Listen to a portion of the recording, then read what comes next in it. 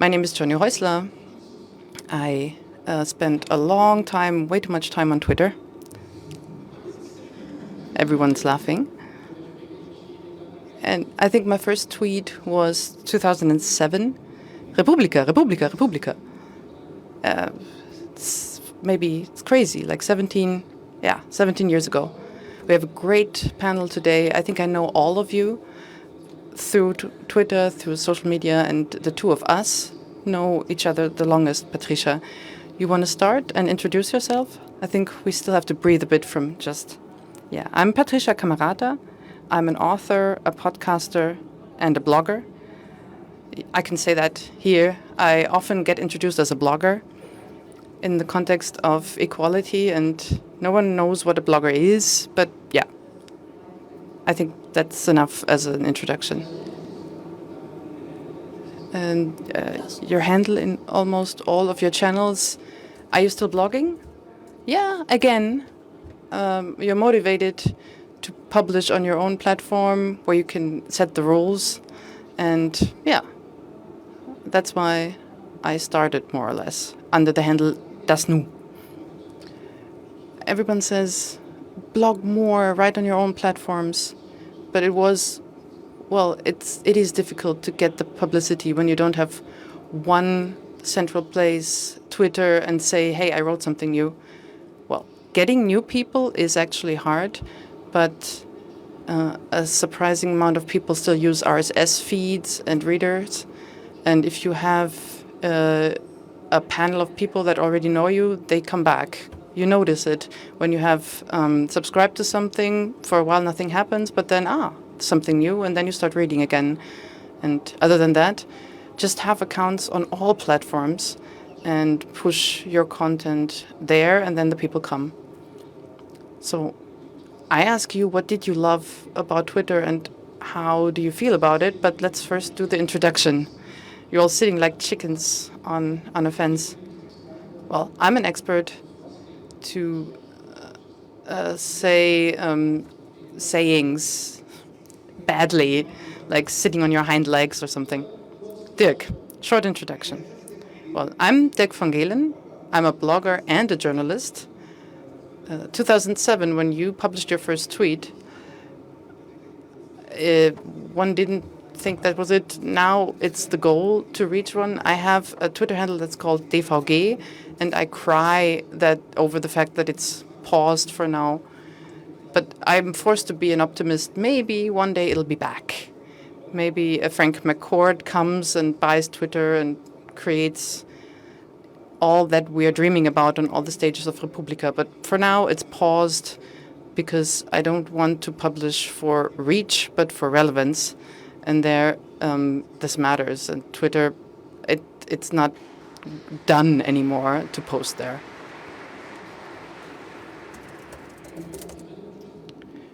Can you guys hear each other? Yeah, it's a bit low. Maybe we can get a bit more on the monitors. That would be lovely. Katharina, we know each other mainly from the platforms, from the networks. Not only, but I read a lot from you there.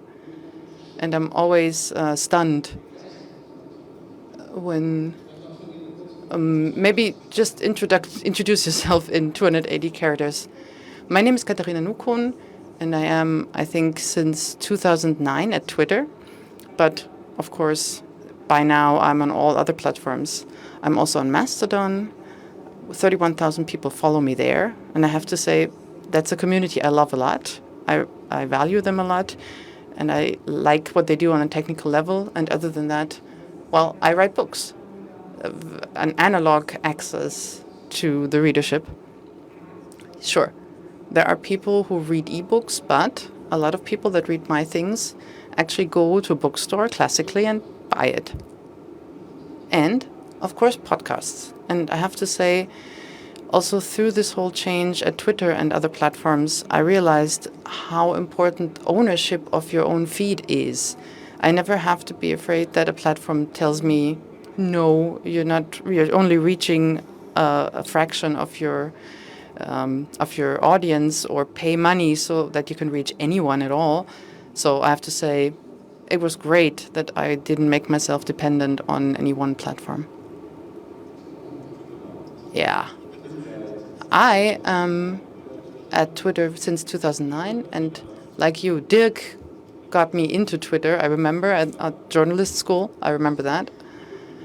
And you engaged us for Twitter and social media. And for many years, up until 1 or 2 years ago, I was quite enthusiastic. But since then, my account is paused as well. And in the internet, I can only be found through my journalistic work that I do for the SZ and the watch blog and the newsletter I do together with a great friend and colleague, Martin Ferensen.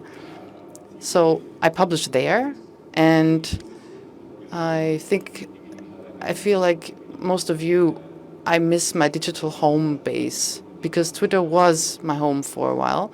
It was the place where I met great people, and the other platforms that since then got started, at least for me, they're not a substitution yet. Well, who of you, doesn't matter if you're still using it, who of you has a Twitter account? Oh, wow. Okay. Well, who stopped using Twitter for reasons we're going to talk about in a second? Wow!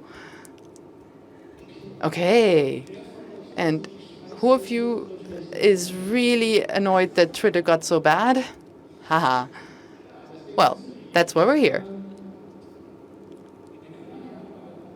We can talk about podcasts later. Maybe podcasts are as successful as they are because no one can comment underneath them. I have to admit, I am of the people who were putting a lot of hope into social media in general. For a long time, I thought, how great.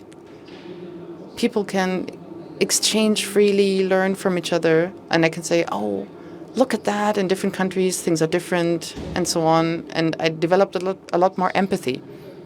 I was such an idiot. Well, nobody could know that that would turn out so differently, but it feels like the complete opposite happened. People that just scream at each other. But let's talk about the positive first.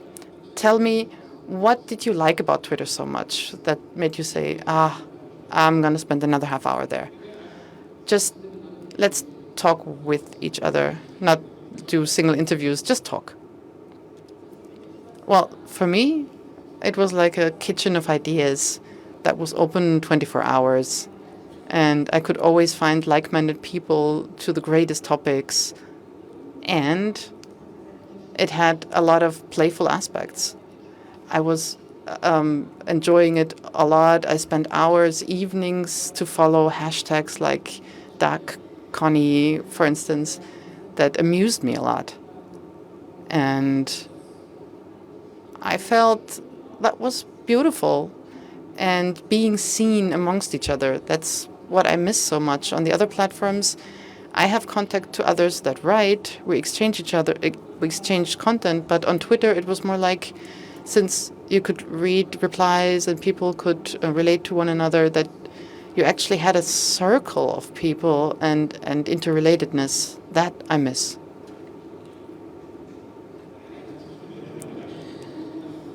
Yeah, it's always great to hear applause.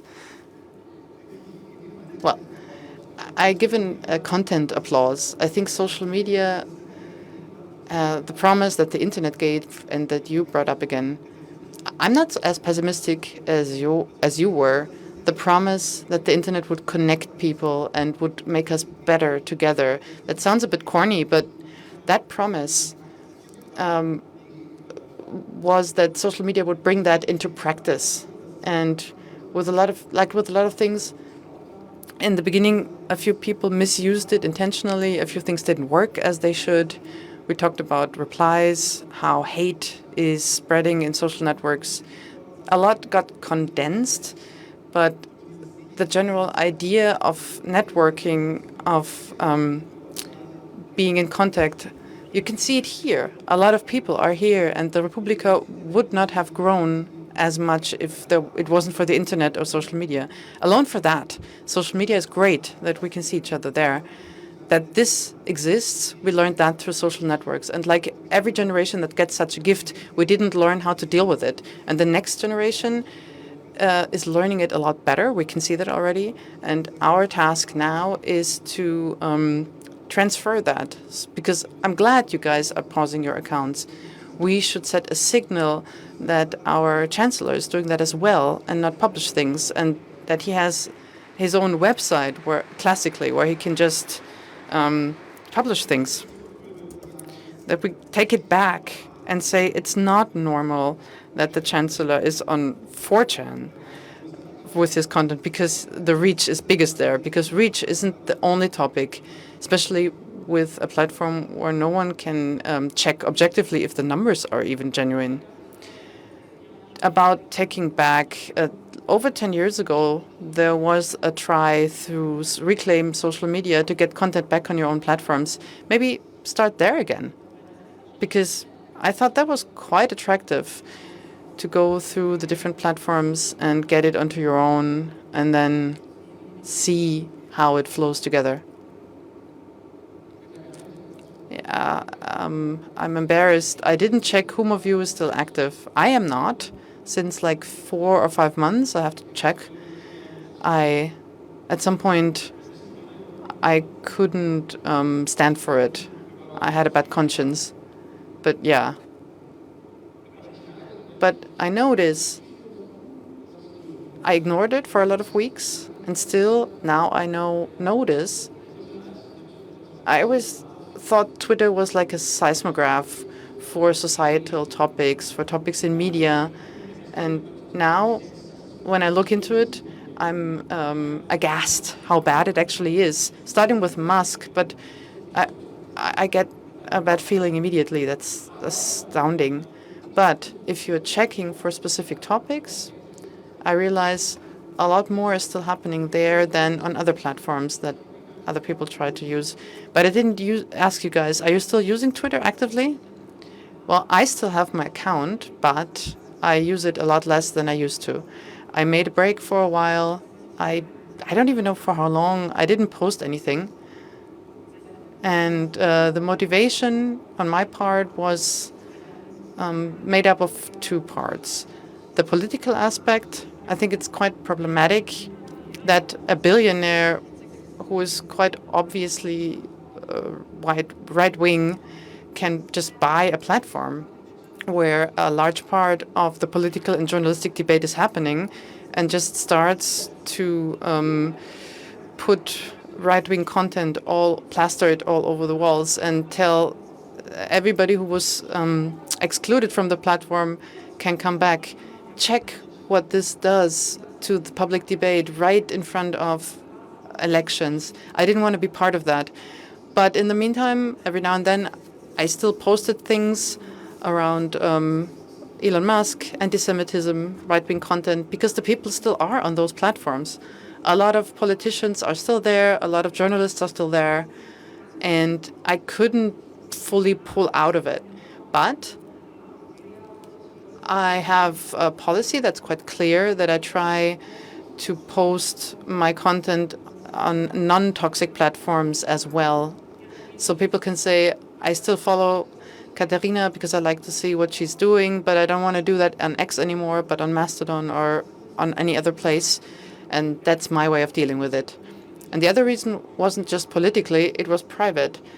As you just mentioned, I post one thing around the topic of right-wing politics, or an image of a cake, and zack, I have 300 comments, and the majority of it is highly toxic. Some is even illegal. And then there are people post images of weapons and a smiley on top of it, and that's intimidation. That's quite clear. And I'm very sorry to say my days are better since I don't look into those platforms day by day.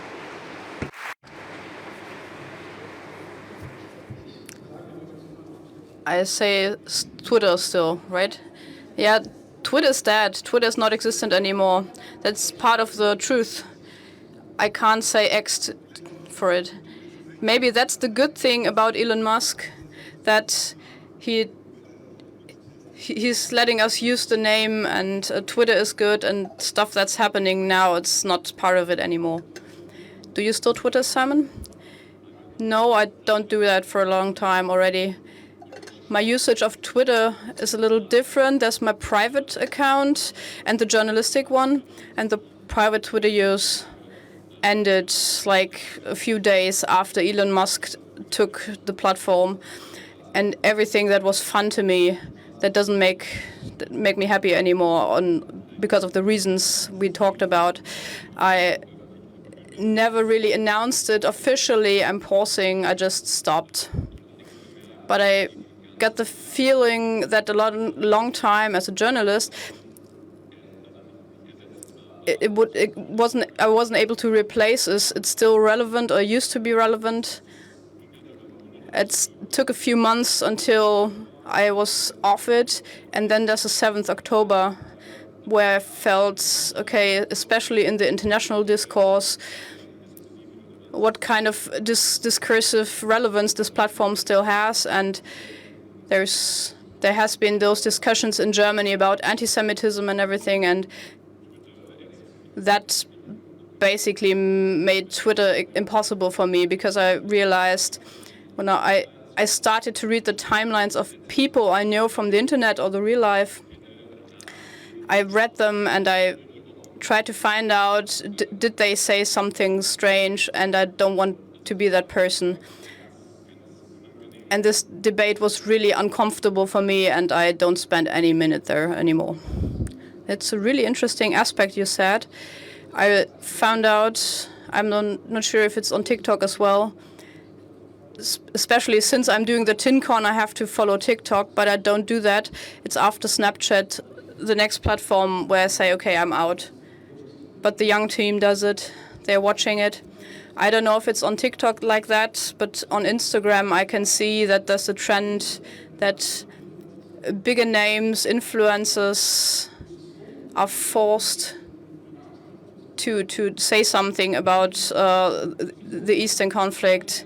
And maybe these people, why didn't they say something about it? Why didn't they take a position on it? And there's like 10,000, 100,000 of people, they follow them, and there's a pressure that's completely crazy. But these people see, okay, has that person A, did they say something about topic B? I wouldn't get that idea in any way. If you think about these people, these people are actually there, and we're a bit naive, and we're thinking, if we talk about interaction, that we think there's people talking to people, and there's a person who wants the creator or the person to position them. There's a big automatized system, and those processes that lead to a debate that's broken. The debates are pushed in a certain area, and it's not about the infrastructure, but it's also about the people. And if there's a Russian misinformation system, according, around the French Olympics, there's not a social media question, but there's people who do that forcefully with machine systems, and we have to make sure we don't fall into it, and we have to stop to correlate accounts to people. And all the things of reach, and most important thing is reach. It's not about that. It's about relevance, and it's about connecting to people.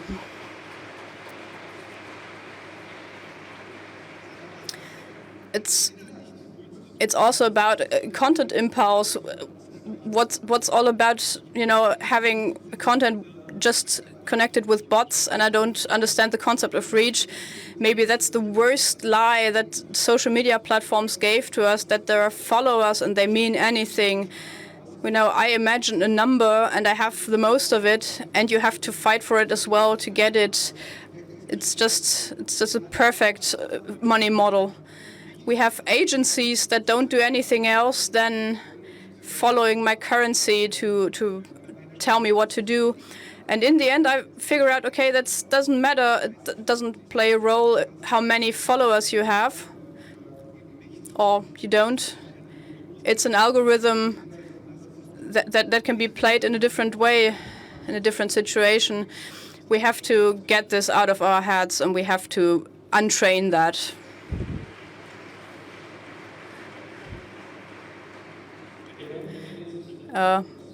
By the way, the last 15 minutes, also about the colleagues from the technical area, I want to open the mic so you can talk with us and to take part. Maybe tell us your experiences. Do I only imagine this, but is there still a lot of journalists on X?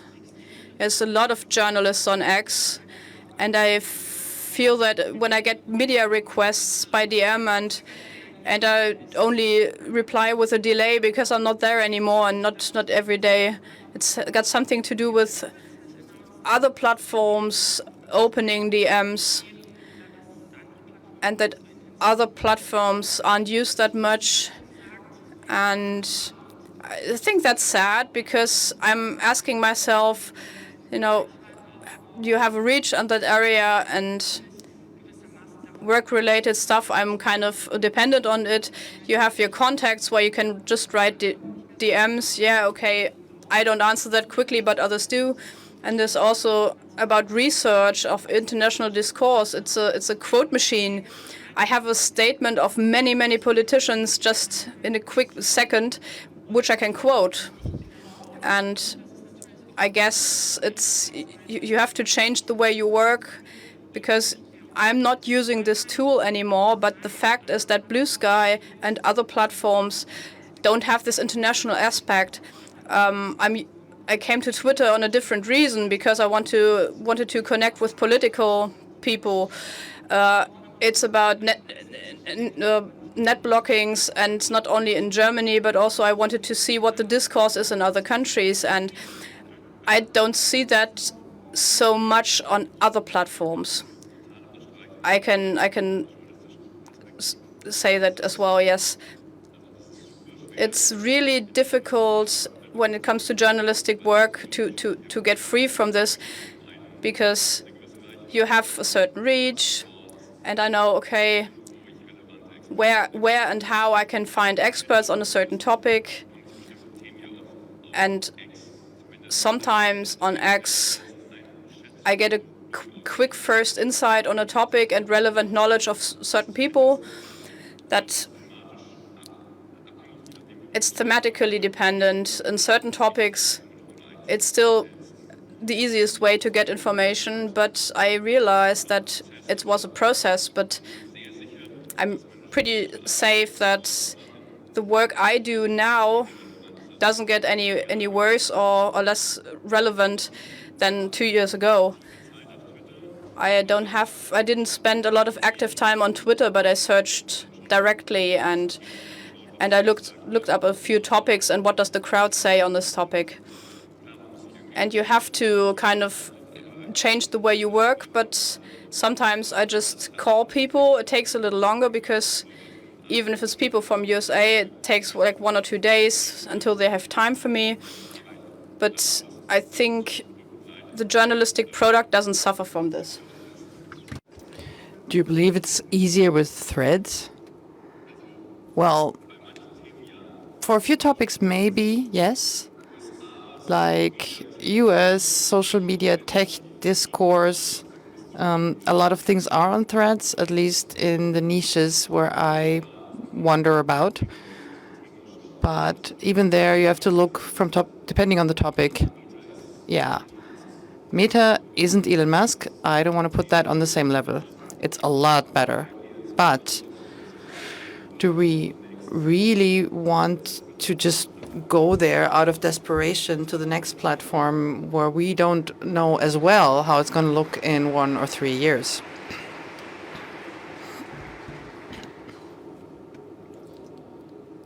You want to add to that? Well, I'm not a journalist, so I have no founded opinion on that. Has Twitter been a channel for news for you? Yeah, it was like a news ticker, I guess.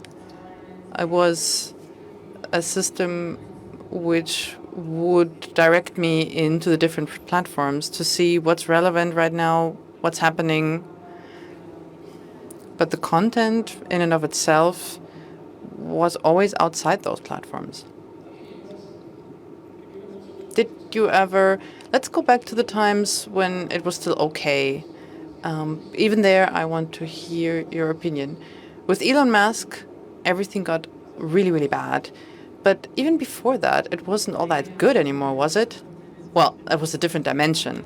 You have to say, in my youth, I was the political leader of the Pirate Party, and I always got messages saying, the toxic discourse, the hatred, all those debates.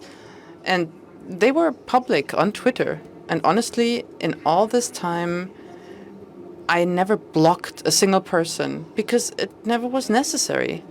Nowadays, when I have the time, I can sit down with coffee and cake and I see the need to block 300 people because I wrote 2 posts about feminism. It's a completely different story. And I have to say, my heart is still bleeding because it was like a long relationship or a long friendship that was quite influential in your life. And I remember after the election in the evening, someone from the Pirate Party with a lot of reach started to talk about the good times in the party.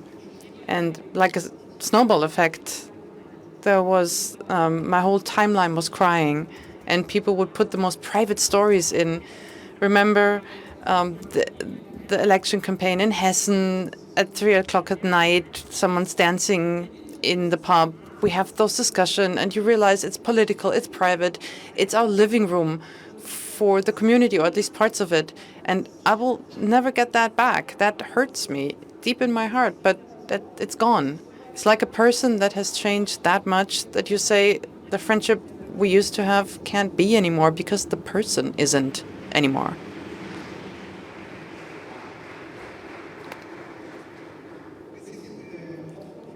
A bit of hope. Maybe you get to know a new person. Maybe it's possible. Maybe through the internet. Let's get out of that metaphor. Maybe the challenge is, I can understand this nostalgia. Let's go back to 2013. The discourse around the Pirate Party. If somebody would have told us, hey, that's good discourse because in 11 years we will remember Jürgen Habermas is going to applaud how great the pirates are going to have done that, I think the discourse would have been different. Let's look forward. We heard a lot of things right now. You have to own the platform yourself, the podcast, the feed, the website. And people who want to participate in the political discourse, you have to tell all of them that the web is such a great invention that Tim Berners-Lee made. A website is such a great thing. If you post a video, why does it matter if he posts on X? He has a website. He can just post it on his website. Let's not reference this platform all the time. Let's use websites. The DFB is making a great campaign to nominate the national players, and I thought that was very interesting. And there's nothing on the website. It's not that complicated. We have to invent something new. We have the web. Let's use it, and let's get network there. Let's start to blog again. Let's start to try to get back the internet together, with which we started in 2013. And then we can start again some social media platform. And Mastodon and the Fediverse is a great start, and we can continue on that. But without the web, all the rest is nothing. So let's start using the web again.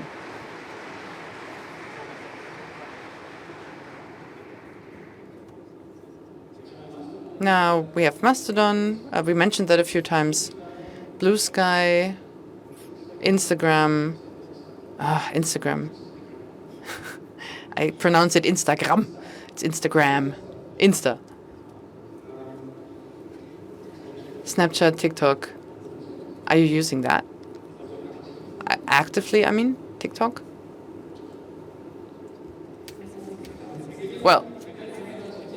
you can go over there to the TinCon, and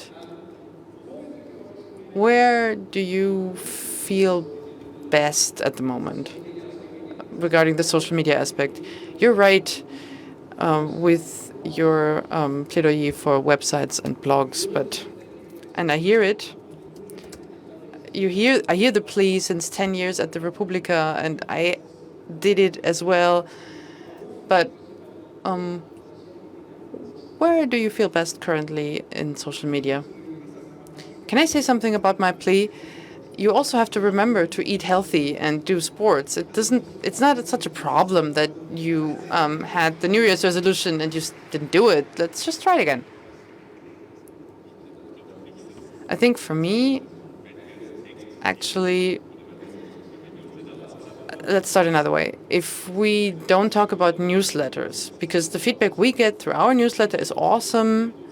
It feels social for me, even though it's not a classic social media in the strict sense. So if I don't think about that, it's mostly messengers through Signal, through WhatsApp. I am in contact with friends, even in bigger groups. Sure, it's not the public room of discourse, but that's kind of the closest I can get nowadays. And I did say in the beginning, I'm on Blue Sky, I am on Threads, but for me personally, nothing compares to what Twitter used to be. I have to say, I don't feel at home in social media at all, anywhere, completely. An aspect of me is still at home there. For instance, discussions about net politics. Mastodon, yeah, it works. There is a great culture of discourse. Sure, the 3 people who were a problem on the mailing list in the old days, they are there as well. You block them, fine. But on the other hand, I have to say, where I feel best these days, it's my podcast feed. And I think that somebody has to listen 1.5 to 1.5 hours of postcards before you can give a qualified comment. That leads to not getting any hateful comments, and that's wonderful. What about you? Well, I feel a bit torn on all those platforms, but actually, I'm asking myself, what can you compare with what? Twitter was 2006, 7, 8. Not what we mourn for now. There were fewer people, we didn't know how to use it yet, and so on. And I have to say, I was conscious then, those are platforms who can do whatever they want. They can determine how interaction happens, set the terms. So I'm not pained as much by what happened because I already had the feeling that was bound to happen. Not the specific development, but that something like that could happen, no matter with what platform. But I share the optimism to say, well, maybe different things will come along. I'm patient now. Maybe if special features are missing that enable certain things on certain platforms. And when you've been 20 years on the web, you can wait for another 2. I have patience. Relax, chill. I think there's a really interesting aspect. Twitter brought me 2 things that make up social media. One is kind of the digital neighborhood. You live in a house and you kind of hear the neighbor is cooking something really spicy and the whole house is smelling. You wouldn't ring the bell and say, hey, can I have some lunch with you? Like Twitter, that moved into story formats. And a very funny thing, I met a few people today where you kind of notice some people post something, but you never would get the idea to comment in this kind of strange metaphor of a neighborhood. So you notice, hey, that's what the people are doing, how interesting, there are other people there. That's what Twitter was for me, just the awareness in the back of, in the peripheral vision, what people are doing. And then there are content discussions. Networking on a content level around a topic, as you said, on Mastodon or different platforms. And since we have a slightly nostalgic vibe on the stage. We should sing the song of praise very loudly. Some people don't even know what a mail is used for. Here, there are people who are older. They can just subscribe to our newsletter. And there are some quite inspiring social aspects behind that. I want to add, for me, it's not generally social, but it feels social, is my RSS feed and my RSS reader. I don't know how many people in this room use this Stone Age technology, but, well, a few. But for me, it's like RSS always used to be a lot more important than all the social media because it was the center of all my media consumption. And through that, on one hand, for my journalistic work, it's really relevant, but I'm also following, I don't know, like 300, 400 blogs at least. And there are lots and lots of people that I also know privately or through the internet. And then I see, the blog is silent for 3 years, and then plop, another article is launching. And I'm happy because it's a sign of life from a person that I also know. And it feels like in the social media. And if RSS is still alive in 5 years, or at least maybe even more people are using it, I think that would be a great sign for the state of the whole internet because it embodies everything which platforms took away from us, the openness, the connectedness of different channels, and that you can be the owner of your own website. So there was a slight applause from the back. I have the imagination of the Republica in a football stadium where you have certain blocks, RSS. Someone's firing pyros and the TikTokers as well. So something else before we open the mic. How does it work with participation here? Do we have one microphone someone is running around with? There is one, thank you. You can wave if you want to say something. Okay. There's the microphone coming to you. Do you have an estimate what the international usership, like, are we extreme in Germany when we say we're not using it anymore? Are other people not so strangely connected with the system? The numbers are still rising, so it doesn't really show us that there's a general disinterest in the system. I can't verify this as well, but the debate about the worth of Twitter, it's not a German discussion, but it's when it comes to Sultanat, this is not a certain German problem, but a worldwide thing. In the USA, it's kind of similar. Twitter use has decreased dramatically. Twitter is also in the East a really important system. I don't know the discourse there, but I question the thing that it's just a big thing as in Germany. I suspect that Blue Sky, the Blue Sky, there was like a few weekends where a lot of media wrote about Blue Sky. That came quite early in Germany, and I would say that the disagreement with Elon Musk and Twitter, it's louder in Germany than elsewhere, but I can't deliver any data on this. The problem is, what data do I trust and which data don't I trust? If someone has an interest on positive numbers, then you can ask yourself the question, okay, what do I do with it? And when it comes to my Twitter account, if I look at it, I see, okay, there's like 150 people following me. Okay, yeah. US American names with a long number. Why do they follow a German author? And I look at their postings and I don't know why they're following me. if there's a content moderation is one question, and if there's some kind of control regarding to bots, there's another. One of the first replies on my posts I get, usually it's nude pictures in my profile. And do you know that?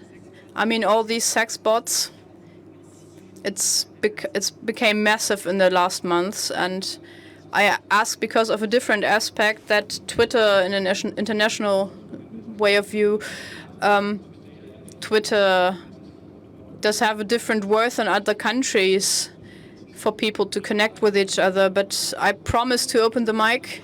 And does anyone have a microphone? Okay, there's one. You have the microphone. Do I have to decide? No, you do. Okay.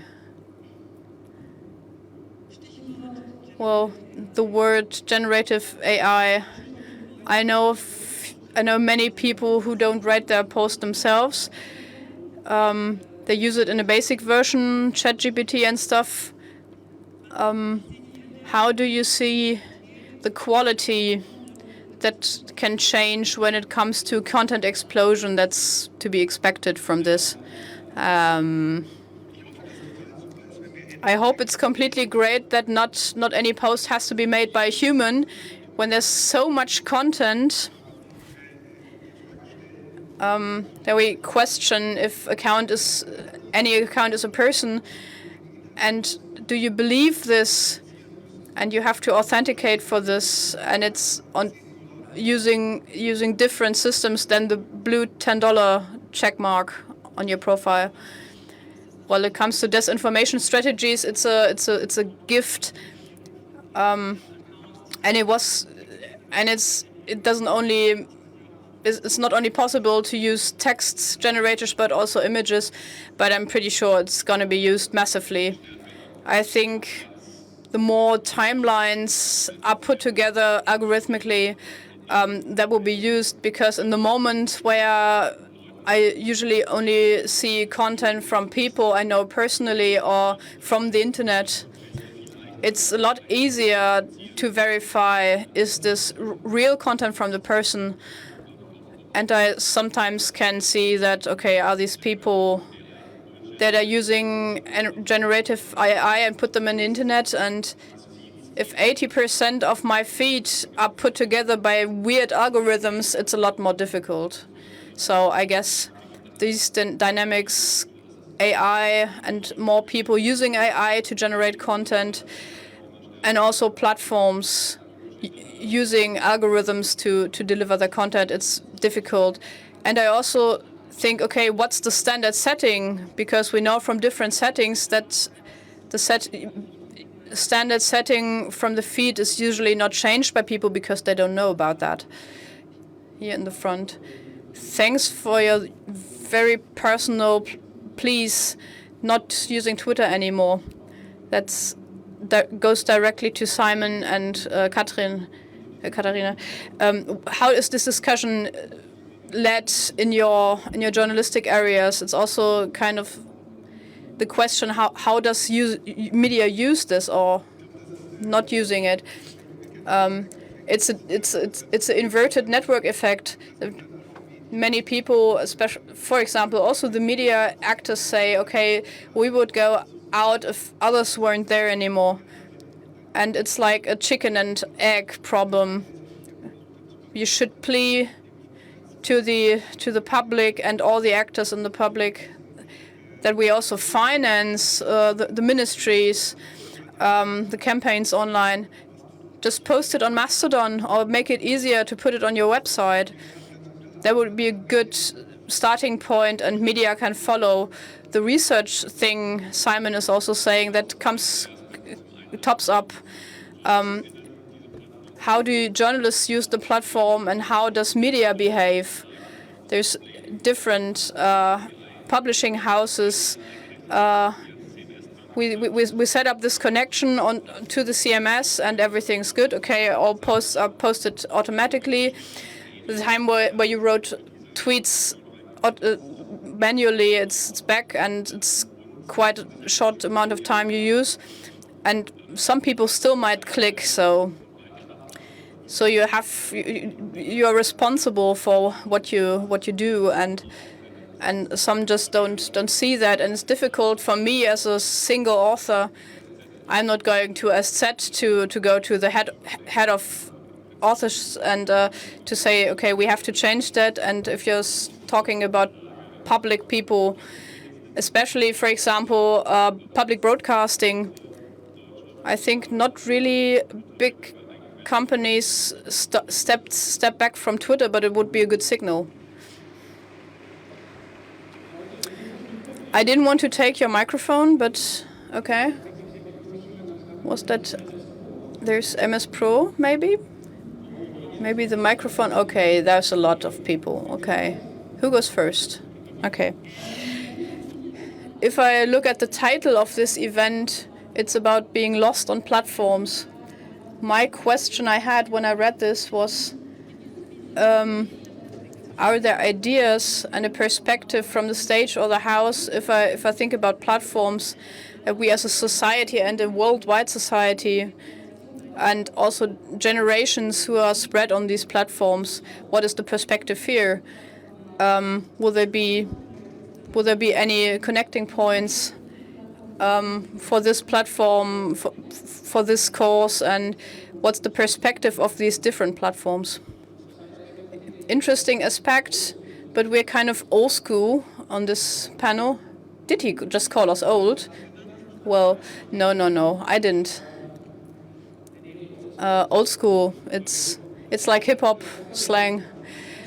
I had the feeling that not so many young people have been on Twitter. They just came because some YouTubers used Twitter as a channel, but I got the feeling, but maybe that's just my filter bubble, when it comes to intergenerational connections, I don't know. I think that doesn't exist and it's not wanted. You can see that young people leave platforms where their parents are, for example. And another aspect plays a role, that how you lead your life. If you're young, you're connected to the school and you're involved in it. And there's like forced communities where you are together and you have different interests, gaming, etc. And you connect using that. And the bridge, okay, we know each other personally. And then it's just moving to a different platform. For example, Discord, Snapchat is also used a lot. For us old people, it's a different way. So we have been somewhere in life, and then the internet was new and disconnected us from room and time, and we left the place what connected us and came back to the internet. And there's two different ways to experience this, and this. It's not a need to connect between generations to have one platform. We have very little time, Simon. Yeah? Okay. Let's take the questions. Maybe you can ask 2 or 3 questions, we answer them, and then I'm going to try to be quick. We're sitting in the perspective of a consumer. Where's the next platform I can use? Maybe we have to take the perspective of creators when we want to do something against the overfinanced tech conglomerates and create our own platform. What can we do to strengthen the alternatives that already exist? I don't think it'll just happen. We have to do something. We as a society have to do something. And which chances do you see to do that? That was more of a statement than a question. Well, 2016, I was banding together with some people who wanted to buy Twitter. It was a private initiative. Everybody laughed, but like a public takeover, if as it is with such great ideas, and then there aren't enough people, and it didn't get enough momentum. I think through Mastodon, we can talk a lot more about Mastodon and other free alternatives, because there we actually have the structures we want to have. we talked about the advantages of the web. If Tim Berners-Lee would have said, "Oh, great, I developed a cash cow, let's milk it and make a gated community out of it," we wouldn't be here. And instead of launching another social media project, join the projects that already exist. Pull up a server, talk to the admins. There are different types of media that say, we aren't hosting a Mastodon instance, but we join an existing one and we give them money, and that money pays the maintenance and the cost. So the people that does content management or moderation, that they get a cake to make up for all the frustration or something like that. And what I also find important to look on the developer side. Do we know our users, and do we need what they need? Know what they need? I think we as a tech community have to actively approach the creators of media and ask them, what do you need from us? And then we can see if we can develop that. Especially in an open network, you have this ability to create features. I think we are 1 minute before closing. Yes, on the spot, to the point. Is it okay? It's a bit unfair in the end always. Thanks a lot, Simon, Katharina, Dirk, Patricia. And thank you for showing up in such large numbers and listen to us. I think the discussion will continue, and that's what the Republika is for. So thank you for being here. And we are going to sign off.